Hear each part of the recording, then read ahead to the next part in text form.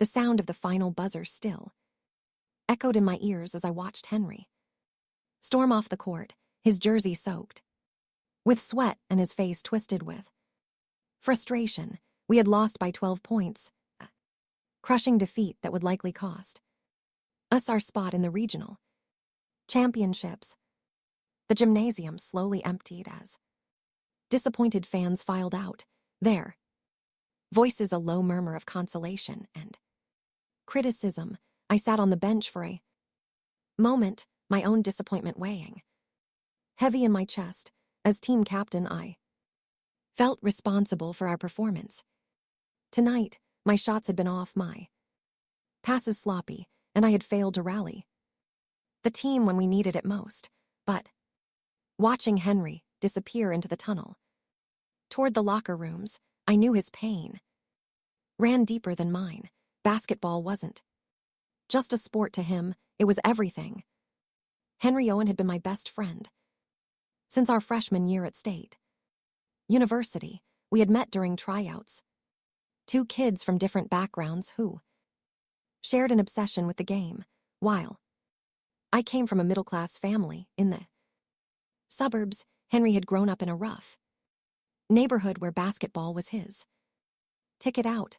Every game mattered to him in a way that sometimes scared me with its intensity. I finally stood up from the bench, grabbed my water bottle, and headed toward the locker room. The hallway was dimly lit, and I could hear the distant sound of lockers slamming. When I pushed open the heavy door, I found Henry sitting alone on one of the benches, his head in his hands, still in his uniform. "Henry," I said softly, my voice echoing slightly in the empty space. "Hey man, you okay?" He didn't look up. His shoulders were shaking slightly, and I realized he might be crying. In the 3 years I had known him, I had never seen Henry cry. He was the toughest person I knew, someone who had faced down bigger players without flinching, who had played through injuries that would have sidelined others for weeks. I walked over and sat down next to him on the bench. The silence stretched between us, filled only with the sound of our breathing and the distant hum of the building's ventilation system. I wanted to say something to make it better, but I knew from experience that Henry needed time to process his emotions before he was ready to talk. "We should have won that game," he finally said, his voice muffled by his hands. "I missed 3 free throws in the fourth quarter." "3? What kind of player misses 3 free throws when his team needs him most?" "The kind of player who is human," I replied, placing a hand on his shoulder.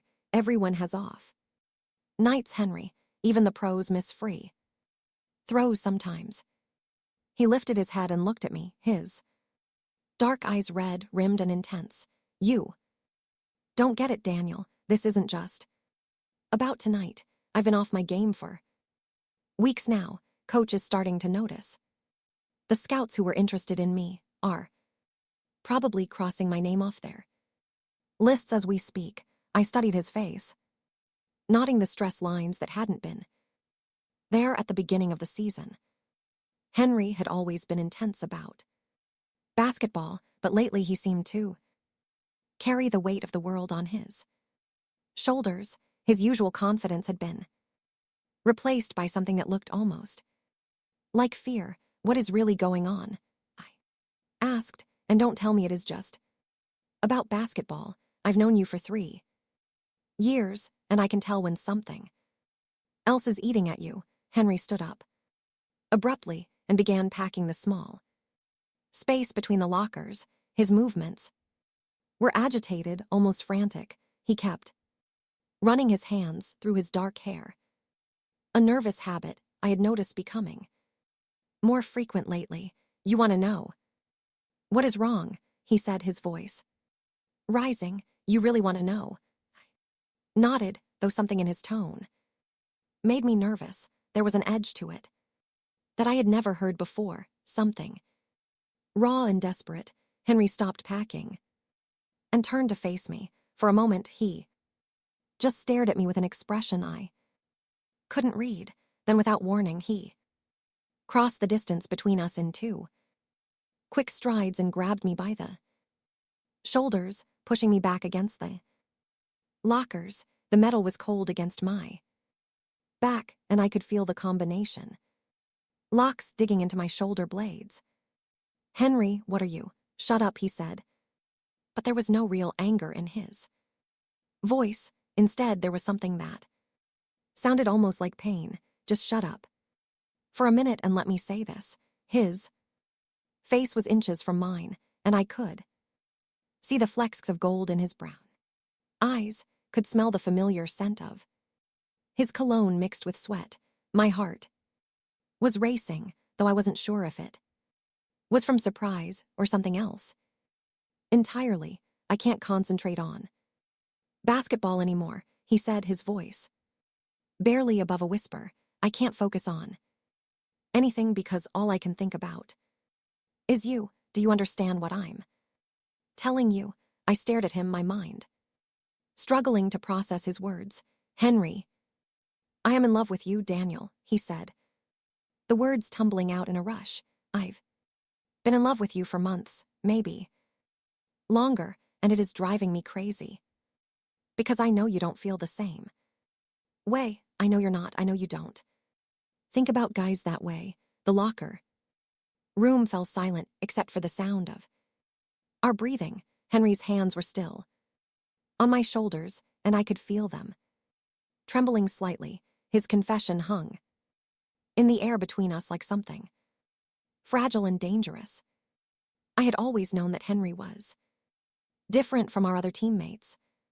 While they talked constantly about girls and dating, Henry rarely participated in those conversations. I had assumed he was just more private about his personal life, or maybe too focused on basketball to think about relationships. It had never occurred to me that he might be gay, let alone that he might have feelings for me. But as I looked into his eyes, I realized that the signs had been there all along. The way he always found excuses to spend time with me outside of practice, the way he seemed to light up when I walked into a room, the way he had never dated anyone in the time I had known him, despite being attractive enough to have his pick of interested girls.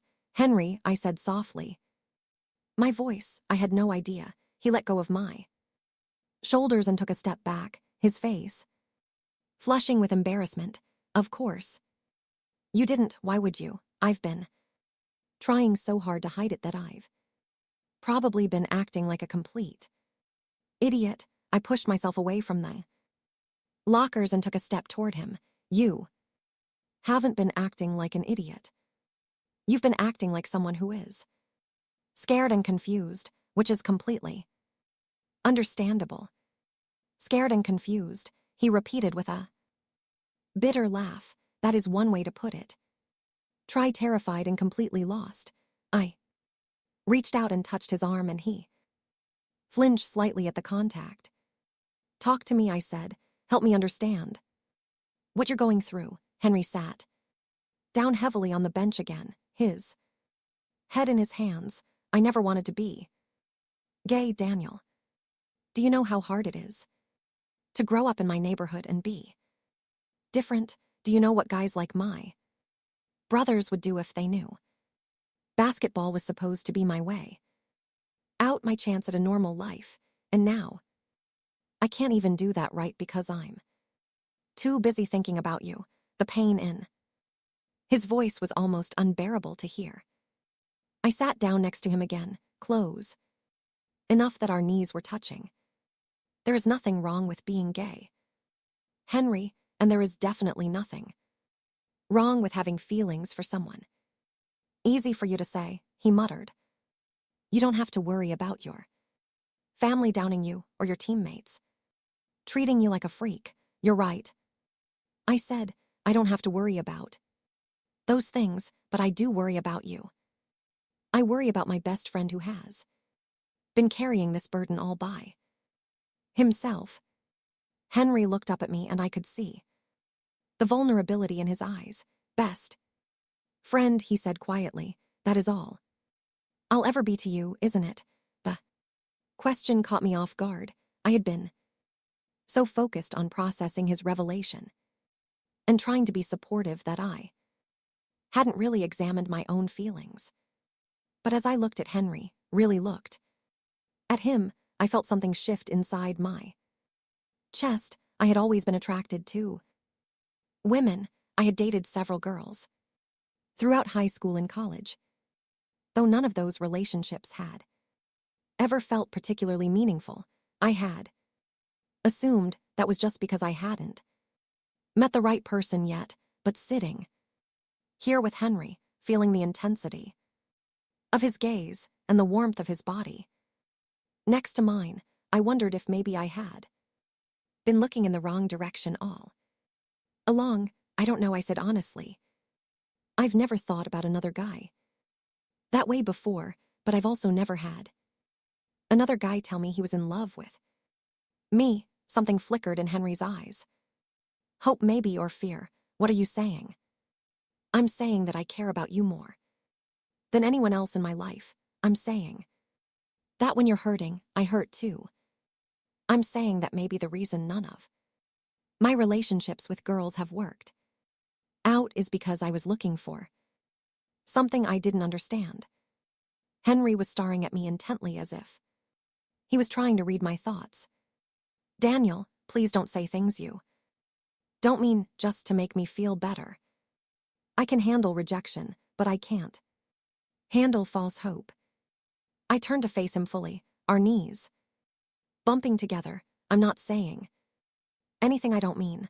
I'm trying to be honest with you, which is what you deserve after being brave enough to tell me how you feel. The silence stretched between us again, but this time it felt different, less tense, more expectant. I could feel my heart beating faster as I looked at Henry's face, nodding the way his lips were slightly parted, the way his eyes kept darting down to my mouth and then back up to my eyes. Can I ask you something? I said. Anything. How long have you known about yourself? I mean, Henry was quiet for a moment, considering his answer. I think I've always known deep down, but I didn't admit it to myself until high school. There was this guy in my English class, Marcus. He was smart and funny and kind, and I found myself thinking about him all the time. At first, I told myself I just wanted to be friends with him, but then I started having dreams about him, and I couldn't deny it anymore. Did you ever tell him how you felt? God. No, Henry said with a shake of his head.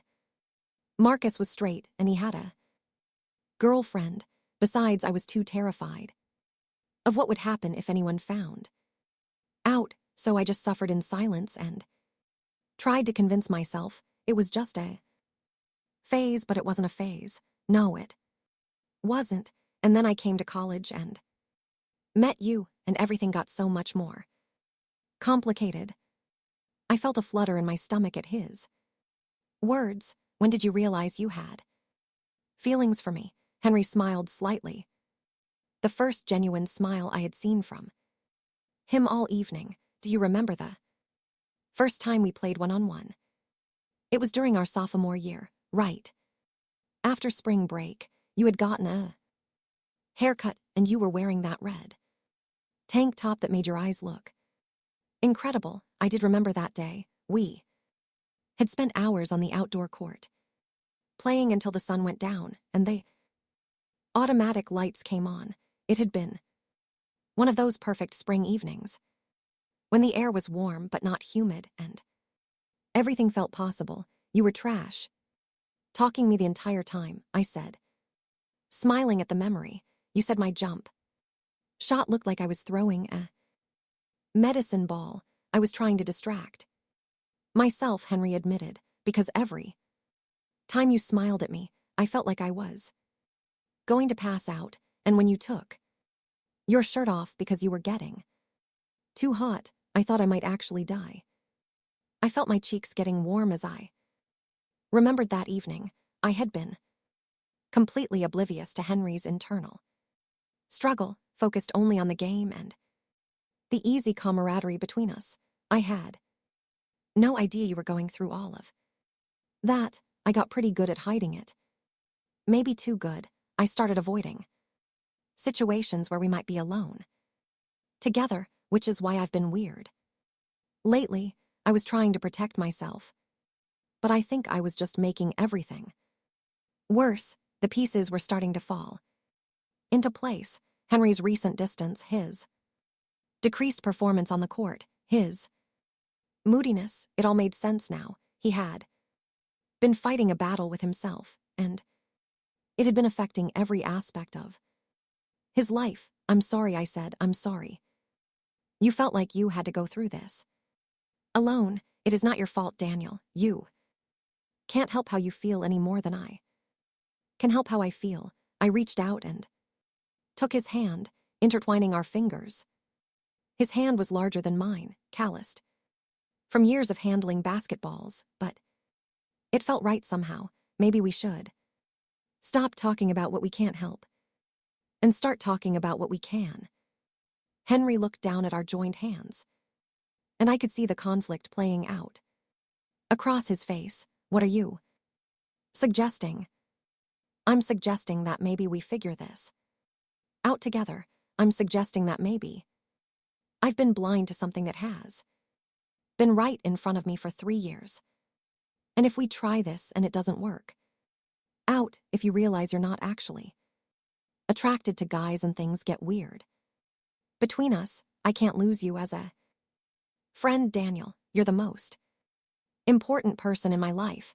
I squeezed his hand gently. You're not going to lose me no matter what happens between us romantically. You're stuck with me as a friend, but I think we owe it to ourselves to explore this, don't you?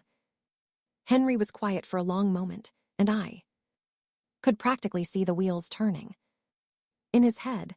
Finally, he looked up at me with a mixture of hope and terror in his eyes. Are you sure about this? Because once we cross this line, we can't go back. I'm sure, I said, and as the words left my mouth, I realized I meant them completely. I'm more sure about this than I've been about anything in a long time.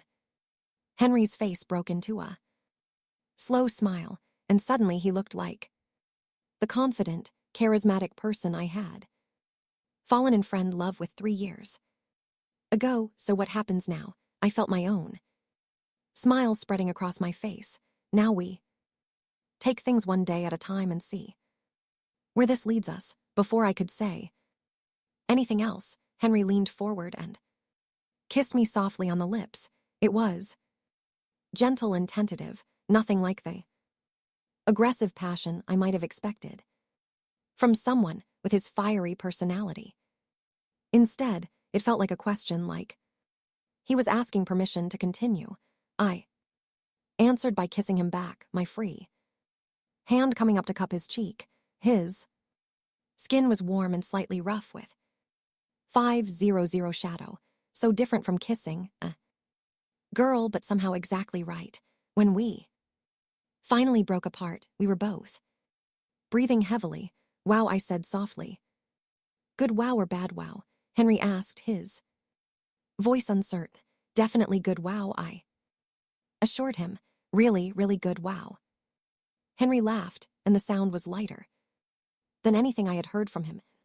Weeks. I can't believe this is actually happening. I've imagined this moment so many times, but I never thought it would actually happen. What did you imagine? I asked, genuinely curious. Henry's cheeks re-ended slightly. I imagined that you would kiss me back, obviously, but I also imagined that you would tell me you felt the same way, that maybe you had been struggling with the same feelings I think maybe I was struggling with those feelings, I said slowly. I just didn't recognize them for what they were. Looking back, there were Definitely times when I felt something. More than friendship for you, but I always explained it away as just really caring about you as a friend, like when. I thought about it for a moment, like last semester when you got that concussion during the game against Tech. I was so scared when you didn't get up right away, and when they took you to the hospital, I couldn't focus on anything else until I knew you were okay. I sat in that waiting room for 6 hours, even though the doctor said you'd be fine. Henry smiled softly. I remember that you were there when I woke up, and I remember thinking that I couldn't imagine my life without you in it, not just as a teammate or even as a friend, but as something more essential than that. Why didn't you ever say anything? I shrugged, because I didn't understand what I was feeling, and because I assumed you were straight. It never occurred to me that you might be going through the same thing I was. Henry leaned back against the lockers, pulling me with him, so that we were sitting side by side, with our shoulders touching. So what happens when we leave this locker room? Do we tell people? Do we keep it secret? Do we pretend this never happened? We definitely don't pretend this never happened, I said firmly. As for the rest of it, I think we take it slow and figure it out as we go. Maybe we start by just spending time together as more than friends and see how it feels.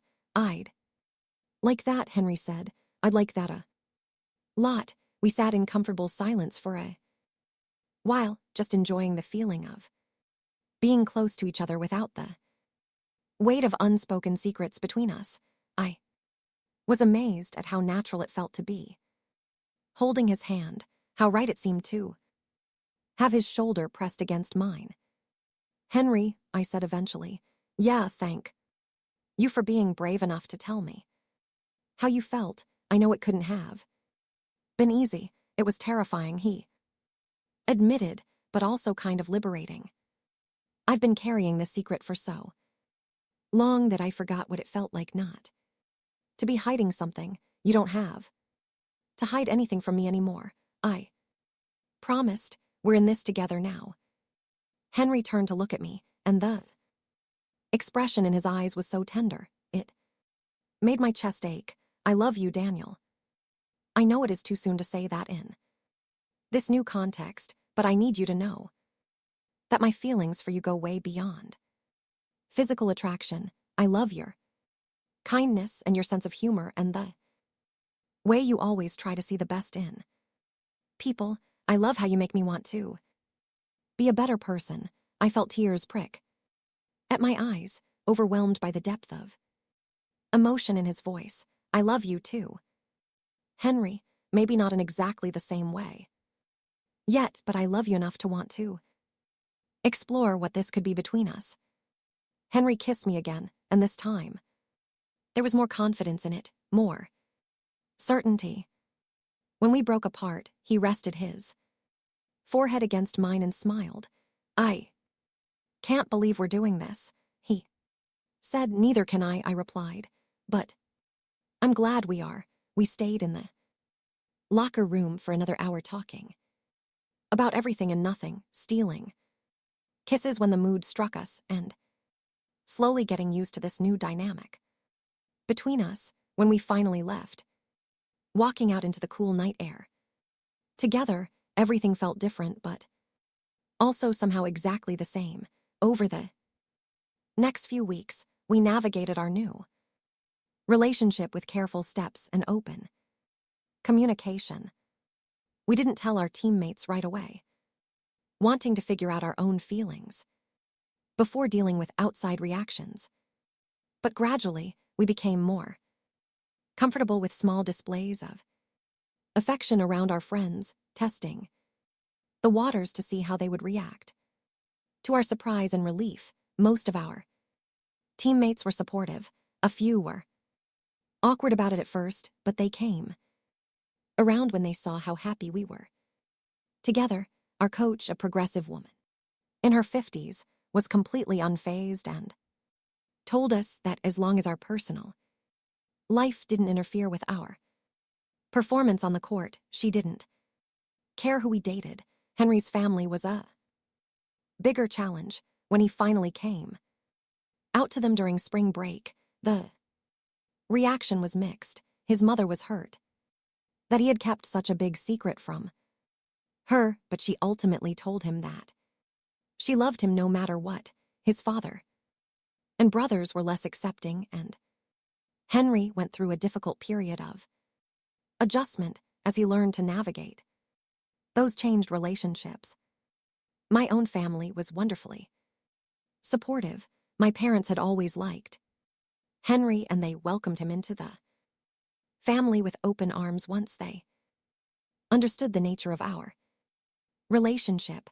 My little sister Emma, who was 16 and much more worldly than I had been at her age, just rolled her eyes and said she had seen it coming for years. Our basketball performance improved dramatically once Henry was no longer distracted by his internal struggles. We went on a winning streak that lasted through the end of the regular season and carried us deep into the tournament. We didn't win the championship, but we came closer than anyone had expected. But more importantly, Henry seemed to find peace with himself. The angry, frustrated person he had been during that difficult period was replaced by someone who was confident and comfortable in his own skin. He smiled more, laughed more, and played with a joy that was infectious to everyone around him. As for me, I discovered that falling in love with my best friend was the most natural thing in the world. Every day brought new discoveries about Henry and about myself. I learned that he was ticklish behind his ears, that he sang off key in the shower, and that he made the best chocolate chip pancakes I had ever tasted. I learned that I loved the way he looked at me when he thought I wasn't paying attention, the way he absently played with my fingers when we were watching TV, and the way he always knew exactly what to say when I was having a bad day.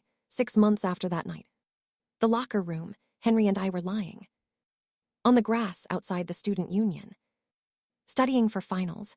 It was one of those perfect spring days that made me grateful to be alive and in college and in love. Henry was reading his sports psychology textbook while I worked through a set of calculus problems. Daniel, Henry said suddenly. I replied, without looking up from my homework. Do you ever regret it taking this chance with me? I set down my pencil and turned to look at him. He was lying on his back, with his textbook balanced on his chest, squinting up at the sky through the branches of the oak tree we were sitting under. Never, I said firmly. Not even for a second. Do you? Henry turned his head to look at me, and his smile was radiant. Never. I just wanted to make sure you felt the same way. I do, I said, leaning over to kiss him softly. I love you, Henry Owen. I love you too, Daniel Cooper, he replied. And I always will. As I settled back against the tree and returned to my homework, I reflected on how much my life had changed since that night in the locker room. I had discovered parts of myself I never knew existed, had learned to love someone in a way I never thought possible, and had found a happiness I never knew I was missing. Sometimes the best things in life come from the most unexpected places. Sometimes love finds you when you're not looking for it, in a form you never anticipated, and sometimes the person who changes your life forever is the one who is standing right next to you all along. That losing game had led to the biggest win